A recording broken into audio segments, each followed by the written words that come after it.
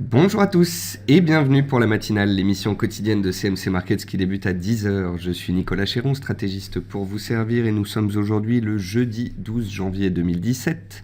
Le titre du jour est Faiblesse du dollar américain. Alors hier, en fin de journée à 17 heures, nous avons eu un discours de Donald Trump. Je vous rappelle que l'investiture de Donald Trump, c'est le 20 janvier. Les opérateurs s'attendaient potentiellement à ce que Donald Trump nous donne des pistes concernant ses investissements, les grands plans, les travaux, les infrastructures, et il ne l'a pas fait. C'est la raison pour laquelle certains ont pris des bénéfices sur le dollar, et c'est la raison du titre du jour, faiblesse sur le dollar américain. Est-ce que pour autant le dollar américain a très fortement chuté? Non. Il perd 2% depuis ses plus hauts d'hier. C'est une consolidation légitime dans une tendance haussière de fond. Ce sont des prises de bénéfices appuyées parce que certains auraient voulu que Donald Trump nous donne des pistes et il ne l'a pas fait. Pourtant, il n'y avait pas grand-chose à attendre de ce discours. On attendait surtout qu'il se fasse et de voir de quoi Donald Trump allait nous parler. Donald Trump, néanmoins, nous a parlé d'un secteur en particulier, les pharma, le secteur pharmaceutique. Et on a donc le secteur pharmaceutique et les biotech qui ont été attaqués aux États-Unis hier et de nouveau en France ce matin. La plupart des biotech que l'on a l'habitude d'étudier ensemble perdent 3%. Voilà. Concernant les indices boursiers, on a clôturé au plus haut sur les indices américains. Les tendances sont toujours haussières, mais on assiste à des prises de bénéfices en ce début de séance. En Europe, c'est un petit peu moins punchy qu'aux États-Unis, dirons-nous. On est toujours dans une glissade contrôlée sur le CAC 40 et dans une tendance haussière sur le DAX. Donc nous allons faire le point sur ces marchés. Bienvenue à tous donc pour cette émission. Je salue tous ceux qui viennent de nous rejoindre en cours de route et je salue également bien évidemment tous ceux qui nous regardent sur YouTube. Alors, avant toute chose, un avertissement sur les risques concernant le caractère purement informatif de cette présentation et les CFD. Je vous invite à en prendre note. Vous pouvez, comme tous les matins, utiliser les fonctions de chat et de questions-réponses en haut de votre écran pour pouvoir converser avec moi. Dans cette émission, comme d'habitude, on verra les actualités marché, macro, actions, les statistiques économiques passées et à venir, une figure graphique reconnue par la plateforme de CMC Markets et bien évidemment, je répondrai à vos éventuelles questions. Alors en termes d'actualité marché, le Dow Jones a clôturé en hausse de 0,5 points à 19 954 points. Donc il est à 0,25 points de ses records historiques. Il est en tendance haussière aux États-Unis. La tendance est haussière en données trimestrielles, mensuelles, hebdomadaires, journalières et 4 heures. C'est haussier. Nouveau record en clôture pour le Nasdaq 100 à 5050 points, c'est haussier. Le FTSE a clôturé en hausse pour la 12e séance consécutive à 7301 points, c'est haussier. Le DAX teste son cours d'ouverture d'hier à 11 570 points. Il reste au-dessus des 11 530 points support qu'il travaille depuis 8 jours, c'est haussier. Et concernant ces 4 indices dont je viens de vous parler, qui sont tous les 4 haussiers, seules des ruptures de support en cours de clôture validées changeraient la donne. C'est ce que je vous répète depuis l'élection de Donald Trump, c'était le 9 novembre dernier, ça fait 3 mois, tous les jours, dans cette émission, que je vous dis la même chose. Certains diront que je me répète, d'autres diront que effectivement j'essaye de vous apprendre justement le concept de tendance. Quand la tendance est en place, elle peut durer longtemps et quand on essaie de se mettre en face, c'est bien certains l'ont peut-être testé, ce n'est pas forcément très évident. Donc voilà, on a des petites faiblesses sur le DAX ce matin à l'ouverture, mais le DAX est toujours en hausse sur les dernières 24 heures. Quant au CAC 40, il glisse sur la zone des 4860, c'est le support qu'il a travaillé hier. Seules des accélérations sous ces supports seraient symptomatiques d'une accélération de la baisse, d'une certaine dose de stress sur les marchés. Le VIX gagne 2,8%, c'est une hausse contenue. Il reste sous les 13 points, il est à 12,87 points, il est sur ses plus bas annuels. La complaisance reste de mise, les marchés ne sont pas stressés, mis à part le secteur pharmaceutique et les biotech qui sont sous pression. Les équilibres de ces dernières semaines perdurent et ce jusque nouvel ordre. D'ailleurs, les marchés sont soutenus par le pétrole. Alors j'ai eu beaucoup de questions hier sur Twitter concernant la réaction haussière du pétrole malgré les stocks en hausse. En effet, hier, nous avions vu que le pétrole WTI était dans la zone des 51 $ et qu'il avait cassé les 51,40, support clé. Et donc, je vous avais dit, si on clôture au-dessus des 51,40, c'est une bonne chose. Si on clôture dessous, ça veut dire que les pressions baissières perdurent. Or, les stocks de pétrole et de produits distillés sont ressortis en hausse. Donc, première réaction baissière, on a baissé de 1% sur le WTI. Mais, il y a un mais, il arrive parfois que les fondamentaux de moyen terme, voire l'actualité de court terme, prennent le dessus sur la publication de ces stocks, qui sont parfois des pièges. Je vous l'ai toujours dit, trader des statistiques dans la minute où les statistiques paraissent, c'est dangereux. Il y a une augmentation de la volatilité, il y a un manque de liquidité. Et donc le pétrole WTI a perdu 1%, il en a regagné 3 dans la foulée, et la raison en est simple. Qu'est-ce que je retweete au quotidien tous les jours depuis une semaine? Je retweete les annonces de baisse de production des pays producteurs de pétrole suite à l'entente qu'ils avaient eue en fin d'année 2016. Souvenez-vous, en fin d'année 2016, les pays producteurs de pétrole ont dit qu'ils baisseraient leur production début d'année. Eh bien, c'est ce qu'ils sont en train de faire. Et fondamentalement parlant, ça soutient bien plus les cours du WTI que des stocks en hausse ont pu peser. Voilà. Donc, comprenez bien que 1, les stocks c'est dangereux, que 2, la première réaction n'est pas toujours la bonne, et ça je vous le répète à chaque fois qu'on fait des lives ensemble sur le NFP ou la BCE, etc. Et 3, on avait de l'actu positive pour le pétrole, ça lui a permis de clôturer donc au-dessus des 51,40. On réintègre donc le range 51,40-54 $. À court terme, les acheteurs gardent la main, la tendance est haussière, et cela, c'est un soutien inconditionnel aux indices. Concernant le dollar index, il n'y a pas eu de mauvaises nouvelles, il n'y a pas eu de mauvais chiffres économiques, il y a simplement le Trump trade, c'est-à-dire le pari basé sur l'investiture de Trump, selon lequel Donald Trump va investir dans des infrastructures et il va permettre à l'inflation de remonter. Qui dit hausse de l'inflation, dit potentielle hausse de taux aux États-Unis. Qui dit potentielle hausse de taux aux États-Unis, dit hausse du dollar. En d'autres termes, l'absence de parole de Donald Trump au sujet de ses plans d'infrastructure a engendré une certaine frustration des opérateurs sur le dollar et a engendré donc une baisse de 2% de la monnaie américaine entre ses plus hauts d'hier et ses plus bas de ce matin. Malgré tout, le dollar n'en reste pas néanmoins haussier à moyen terme. Et nous ne sommes pas à l'abri du fait que lors de son discours d'investiture du 20 janvier prochain, Donald Trump nous parle de ses plans d'infrastructure et que le dollar reparte complètement dans l'autre sens. D'ailleurs, est-ce que cette baisse du dollar est un signal, le début d'une tendance baissière, ou est-ce un potentiel trou d'air ? La question se pose car ce matin, l'euro-dollar a atteint, grâce à cette baisse du dollar, une zone clé à 1,0650 sous laquelle il a buté déjà la semaine dernière. L'or est remonté à 1205 $, soit l'objectif haussier théorique dont on avait parlé en cas de cassure des 1185 $. Donc ce matin, je constate que certes le dollar baisse, mais que l'euro et l'or ont atteint des résistances clés. Et si le dollar devait désormais se reprendre, eh bien l'or et l'argent pourraient échouer sous ces résistances désormais atteintes. Voilà, donc un peu de prudence. La baisse de ce matin, pour moi, n'est pas le début d'une tendance baissière sur les indices tant qu'en tous les cas, il n'y a pas de cassure. Concernant le pétrole, la baisse d'avant-hier n'était pas une cassure. Preuve en est, hier, on a regagné le support. Quant au dollar, comme je vous le disais, c'est une réaction vive suite à l'absence de parole de Donald Trump au sujet donc de l'inflation, des constructions, etc. Mais ce n'est pas un changement fondamental majeur pour les États-Unis. Donc attention tout de même. En termes d'actualité macroéconomique, Goldman Sachs vise un niveau de 2400 points sur le S&P 500 à la fin du premier trimestre 2017, soit un potentiel haussier par rapport au cours actuel de 5%. Par contre, Goldman Sachs vise 2300 points à la fin de l'année, c'est-à-dire 1% de potentiel par rapport au cours actuel. Donald Trump donc s'exprimait hier pour sa première conférence depuis son élection sur l'industrie pharmaceutique. Et il a dit que Obamacare va être abrogé et remplacé pour l'heure par un projet de loi sur la santé. Donc il a parlé de ça, il a parlé du prix des médicaments.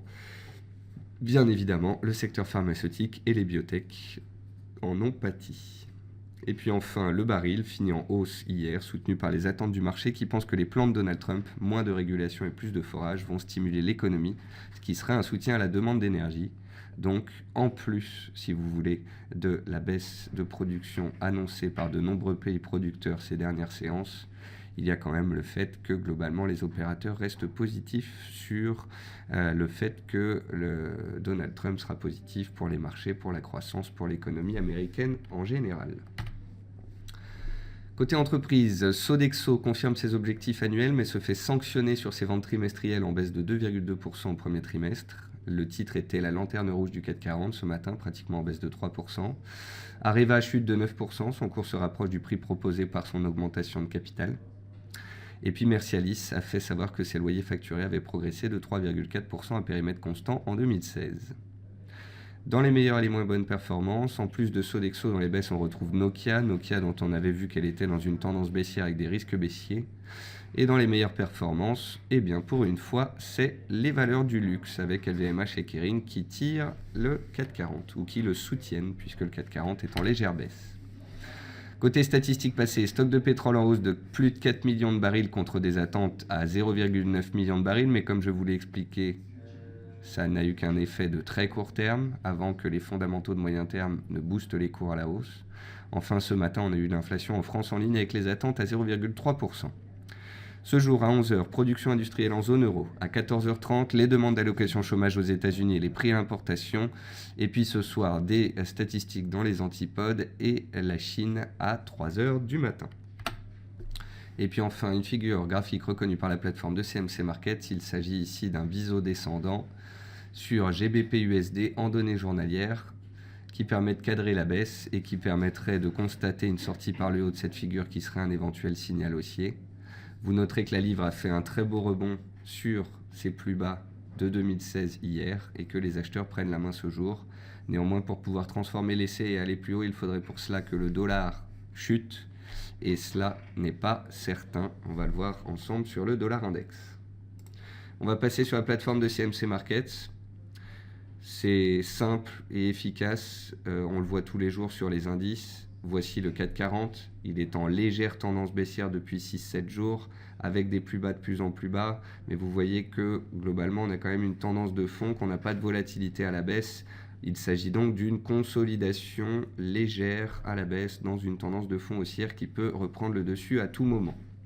Il n'y a donc pas de signal baissier majeur sur le CAC 40. Concernant le DAX, la baisse du jour peut paraître impressionnante. Et quelqu'un me disait, que penses-tu du DAX? Donne-t-il un signal baissier? Et je répondais à cette personne, le DAX est-il en baisse ou en hausse depuis 24 heures? Et la réponse est bien évidemment, il est toujours en hausse. La baisse du jour est proportionnelle à la hausse d'hier. Elle est violente. Pour autant, est-on toujours à l'horizontale? Oui. A-t-on cassé un support? Non. La tendance de fond est-elle haussière? Oui. Voilà. Y a-t-il un signal baissier? Non. Nous sommes donc toujours dans une phase de latéralisation sur le DAX et on en attendra sagement la sortie.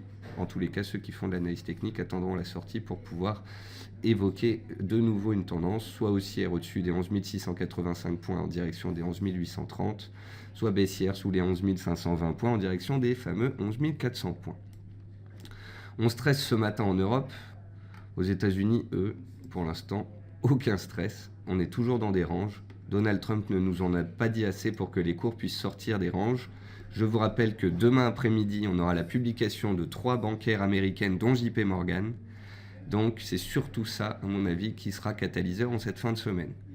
Que ce soit sur le Dow Jones, le Russell ou le S&P, on est dans des ranges, on est neutre à court terme et j'attends une sortie des zones de prix travaillées depuis ces dernières semaines. On va passer sur les actions françaises. Sur les actions françaises, dans les plus fortes baisses, on a Areva à cause d'une augmentation de capital. Ensuite, on a toutes les biotech, AB Science, DBV Technologies, Nokia, Selectis, Genfit. Toutes les biotech qu'on a l'habitude de regarder ensemble perdent entre 2 et 4,5%. C'est pas la Bérésina, c'est pas un retournement de marché de long terme fondamental, mais tout de même, il est à constater et à comprendre que ces valeurs seront un petit peu moins punchy dans les semaines, dans les mois à venir, étant donné les propos de Donald Trump au sujet de ce secteur. Concernant Nokia, c'est une reprise de la tendance baissière dans le sens de la tendance de fond. Donc ici, on en a parlé hier en plus. Donc oblique de tendance baissière, échec sous les 4,70, reprise de la baisse en données journalières. Voilà, très simple, tendance baissière, fondamentaux dégradés, cassure, accélération. Ensuite, il y a Sodexo qui baisse de 2%. Mais ça, c'est, comme je vous le disais tout à l'heure, juste un effet de court terme. Vous pouvez voir que Sodexo est toujours dans une tendance haussière. Vous pouvez voir qu'en plus, depuis l'ouverture, les acheteurs se sont présentés. Donc, ce n'est pas forcément un retournement de marché. Sodexo est toujours dans une tendance haussière magnifique en données hebdomadaires et en données journalières. On a un trou d'air et depuis le trou d'air, les acheteurs se sont présentés dès l'ouverture. Dans les baisses, on retrouve aussi Essilor, titre qui est dans une tendance baissière depuis 6 mois. D'ailleurs, je me demande si on ne peut pas tracer ceci, voilà, vous voyez, on a échoué pas loin d'ici. Là, si on repasse sous les 102 € sur Essilor, il y a des risques de revenir se faire des frayeurs dans la zone des 95-97 € travaillés au mois de novembre. Et puis dans les hausses, ce sont les tendances haussières qui perdurent. Derichebourg, hier encore, je vous le disais, c'est une tendance haussière. Les acheteurs ont pris la main, on a cassé des niveaux clés. Tant qu'on fait des plus bas de plus en plus haut, on peut continuer de grimper. Donc voilà, la hausse perdure. Nexans, qui hier consolidait sa hausse d'avant-hier, n'avait pas cassé son range, mais le fait ce matin par un gap haussier. Donc ici aussi, tendance haussière de fond, cassure haussière, suite à des prémices haussiers données déjà mardi. Continuation de la hausse dans le sens de la tendance. Parrot, c'est un rebond technique dans une tendance baissière, ça vous le savez, puisque le titre a été sanctionné avant-hier par une baisse de 15% suite à une restructuration. Immédiat, je vous disais hier, attention, on arrive sur une zone majeure, ici, les 8,70. On a fait un chandelier baissier sous cette résistance, donc attention désormais, il semblerait que sur Immédiat, on ait touché une résistance de moyen terme clé. Donc, on pourrait ne pas aller beaucoup plus haut à court terme. Jacquet Metal, c'est une tendance haussière avec des plus hauts et des plus bas de plus en plus haut, ça continue de grimper. LVMH, même chose, tendance haussière, des plus hauts de plus en plus haut, des plus bas de plus en plus haut. On est sur des records historiques. Le secteur est recherché, les valeurs continuent d'avoir la cote, et ce malgré une baisse du CAC 40 aujourd'hui. Kering, même chose, tendance haussière magnifique, des plus bas et des plus hauts de plus en plus haut. On continue de grimper et de faire des nouveaux plus hauts annuels. Et puis autre titre qui est dans une superbe tendance haussière, dans un biseau ascendant, c'est Vallourec qui fait des plus bas et des plus hauts de plus en plus haut. Par contre, attention, si on approche de la borne haute du biseau ici en rouge, vers 7,45, 7,50, ça pourrait un petit peu bloquer. Donc voilà pour les actions françaises. Concernant les matières premières, le cuivre est toujours dans sa reprise haussière. Alors attention sur le cuivre, on est pile sous une oblique baissière qui vient de 2011 en données hebdomadaires. Donc il faut bien comprendre que les cours du cuivre se sont repris là depuis 10 jours parce qu'on attend l'investiture de Donald Trump, des plans d'infrastructure et parce que les chiffres économiques chinois étaient de bonne facture. Seule une rupture de cette oblique puis de la zone des 270 ici sur les cours du cuivre qui correspondent au plus haut du mois de novembre et décembre serait un signal très puissant de moyen terme qui ferait sortir le cuivre donc d'une tendance baissière qui a duré pratiquement 5 ans et ce serait vraiment significatif. Mais nous n'en sommes pas là, nous sommes à la croisée des chemins. Voyons ce qu'il se passera dans les semaines à venir. Concernant le platinium, nouveau plus haut annuel, on est à 990 $, on n'est plus qu'à 10 $ de l'objectif haussier théorique des 1000 $ défini par mon analyse de la semaine dernière. Donc, belle sortie de biseau, belle progression et un objectif théorique pratiquement atteint. Concernant l'or, objectif haussier théorique atteint ce jour. C'est ce que je vous disais en début d'émission. L'or vient de grimper pendant un mois. On a retrouvé les 1205. Ça correspond au plus bas de mai dernier. Ça correspond à une zone de prix travaillée en novembre dernier dans la baisse. Et en plus, ça correspond à mars dernier et février dernier aussi. Donc vous voyez ici, on est à la croisée des chemins sur l'or. Va-t-on s'arrêter à 1205 ou pousser un petit peu plus haut? Tout dépendra du dollar. Si le dollar continue de chuter, va chercher les 100 sur le dollar index, alors on pourrait monter vers les 1230. Par contre, attention, plus on grimpe, plus on revient sur des résistances clés et plus les vendeurs peuvent ressortir du bois. Mais pour pouvoir caractériser la tendance haussière de court terme et rester dedans tant qu'elle perdure, vous pouvez tracer une oblique ici, et tant qu'on est le long de cette oblique et qu'on ne la casse pas, les acheteurs gardent la main. Concernant le gaz naturel, on est toujours dans notre petit range et on bloque sous la borne haute. Concernant les cours du WTI, on a fait un phénomène d'action-réaction. On a un bel avalement haussier hier. On a clôturé au-dessus des 51,40. On a repris le support de court terme et on est donc dans une zone de neutralité entre 51,40 et 54 $. Concernant le riz, on est toujours dans de la latéralisation. Et concernant le blé, petite déception. Hier, on est passé de 411 à 397. Le seul côté positif de ce qui s'est passé hier, c'est que suite à la forte chute des prix, on est revenu tester l'oblique baissière ici du triangle et le niveau horizontal, et ça a bien réagi en séance. On a clôturé au final à 403, en baisse de 1,5-2%. Donc tout n'est pas perdu. On est dans une zone de neutralité, et c'est la sortie de cette zone de neutralité qui dira si les vendeurs reprennent la main sous les 397 cents ou si au contraire les acheteurs enfoncent le clou en cassant les 412 cents. Et puis maintenant les devises pour finir. Donc sur les devises, vous avez le dollar qui baisse aujourd'hui, mais j'aimerais attirer votre attention sur le fait que le dollar est volatile en ce moment et qu'il ne donne pas de signaux forts. Le dollar est dans un range depuis une petite semaine. Il est sorti à la hausse hier car les opérateurs attendaient des choses de Donald Trump qu'ils n'ont pas eu. Donc ils ont boudé le dollar qui est reparti à la baisse et qui ce matin est 2% plus bas. Est-ce que pour autant les fondamentaux ont changé? Est-ce que pour autant des hausses de taux ne sont plus prévues? Est-ce que pour autant les résultats des entreprises américaines ne sont plus attendus en hausse? Bien évidemment que si. Rien n'a changé fondamentalement parlant. Cette baisse de 2% en l'espace de 24 heures n'est qu'une réaction, une déception des opérateurs qui ont pris des bénéfices suite à ce discours de Donald Trump.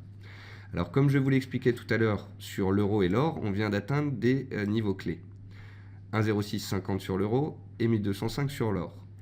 Donc si et seulement si les statistiques à venir sur le dollar étaient décevantes et que le dollar cassait les 100,80 et allait chercher son seuil psychologique des 100 points sur le dollar index travaillé début décembre, là, l'euro pourrait remonter en direction des 1,0750, 1,08 et l'or pourrait aller chercher les 1230 $.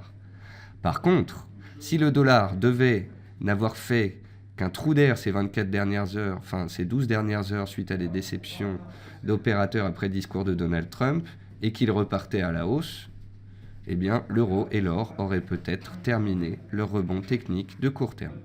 Donc, prudence sur les cours actuels. Pour moi, ce n'est pas un signal baissier qui a été donné sur le dollar hier. C'est juste une faiblesse du dollar. Quand je regarde l'euro ce matin, je vois une résistance majeure qui a été atteinte ce matin.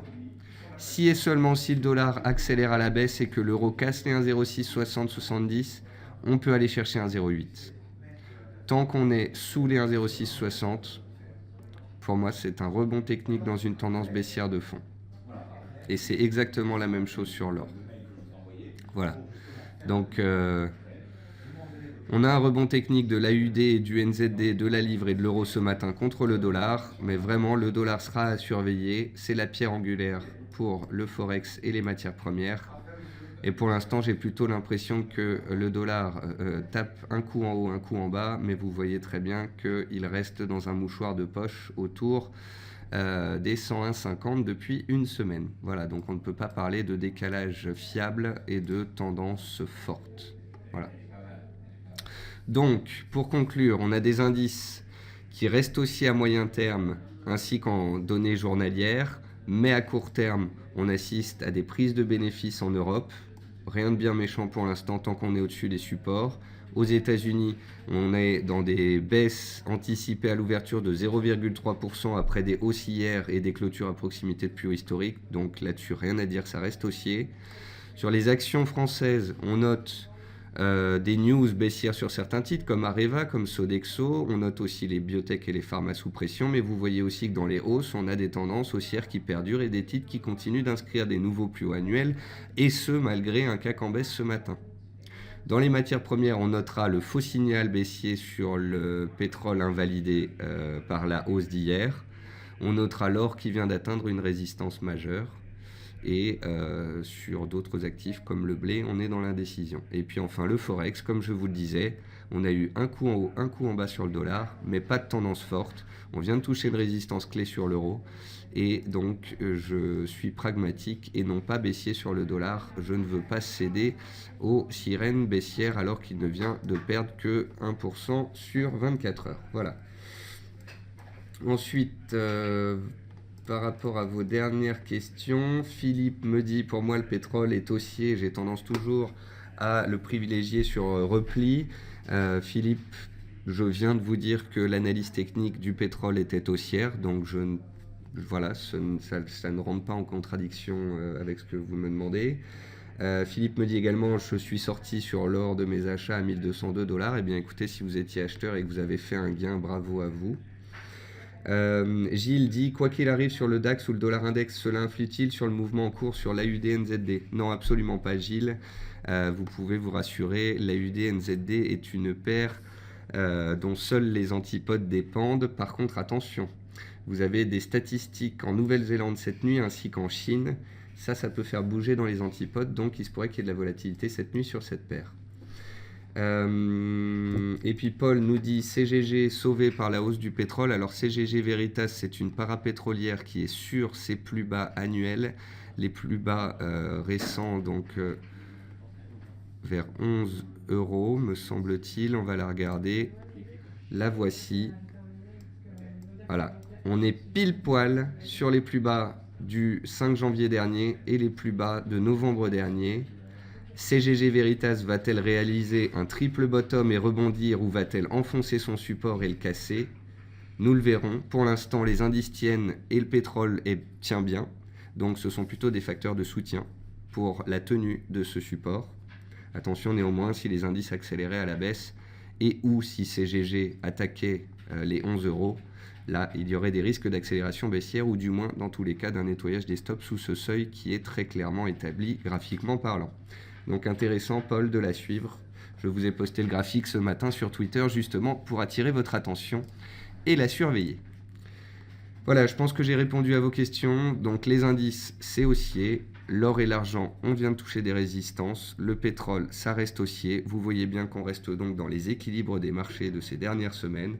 Certes, les pharma, les biotech ont été attaqués après le discours de Donald Trump, mais est-ce que cela n'avait pas déjà été le cas lors d'un de ses discours précédents et lorsque Hillary Clinton, elle également, en avait parlé? Voilà, dans le secteur pharma, on sait très bien qu'il est sous pression depuis un peu plus d'un an maintenant. Ce n'est pas quelque chose de nouveau. Voilà, sur ce, je vous souhaite à tous un bon appétit, un bon trading, une bonne séance. J'espère vous retrouver cet après-midi à 15h45 et à très rapidement, à très vite. Au revoir à tous.